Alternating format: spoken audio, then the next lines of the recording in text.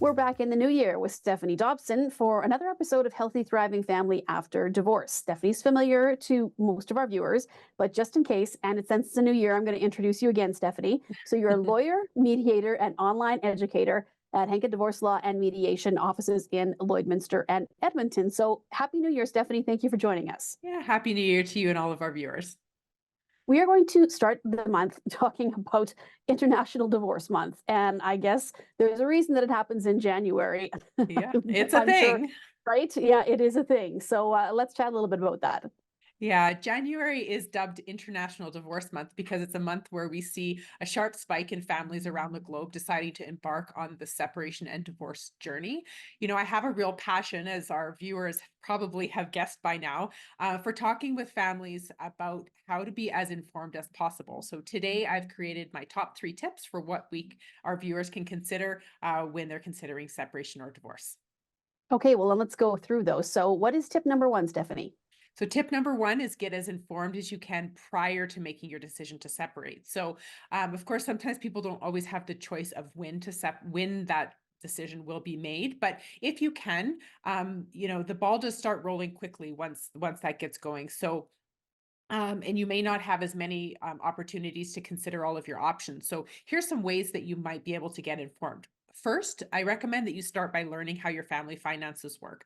So if you don't know much about what assets or debts you have, start looking into things. For our clients, we have a checklist of things that people can start to gather. If decisions haven't yet been made to separate, then there's usually less of a feeling of a deadline to gather those documents.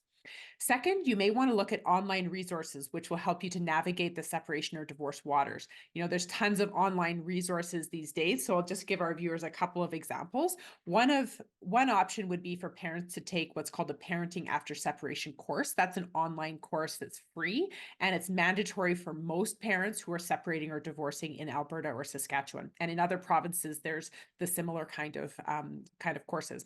Another option is, of course, as our viewers may recall, my e-learning platform called Up a Notch Learning, which helps to empower separating and divorcing families with information. So on that platform, there's tons of ways to learn. There's blogs, ebooks for download, courses, interviews with professionals around the world. There's even a book club where we feature some authors of some divorce books, and there's tons of materials on that site.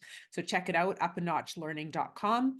And the third way is to have a consultation with a divorce professional. So that would be either a lawyer or a mediator who can help to guide you in these early stages.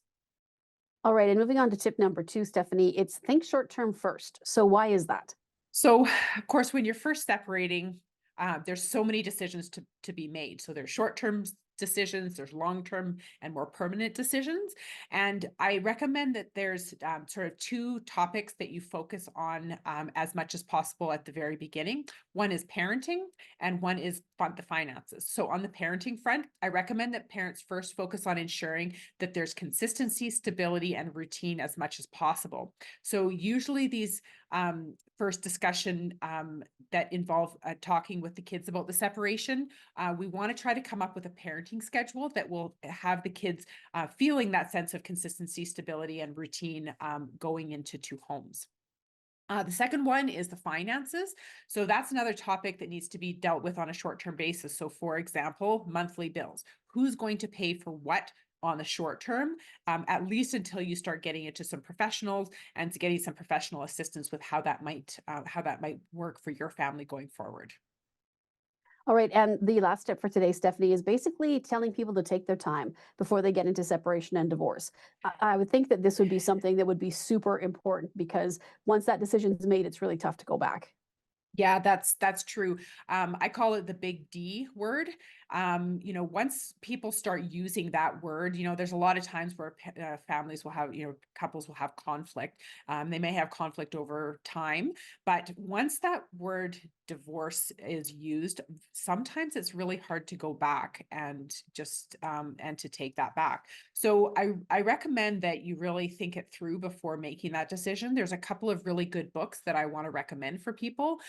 One is called The 7 Principles for Making Marriage Work. So the title of that book tells it all. It's not about how to give up. It's rather about how to make it work. And it encourages the reader to look at how you conduct yourself to become part of the solution and not be part of the problem. The second book is called Too Good to Leave, Too Bad to Stay. So that book is about getting out of that relationship ambivalence, or getting off of the fence, and helping you to decide whether to stay or whether to leave your relationship. So it does go through a series of questions for you to self-assess whether you should stay or go. So I love these books. I encourage our viewers to check them out.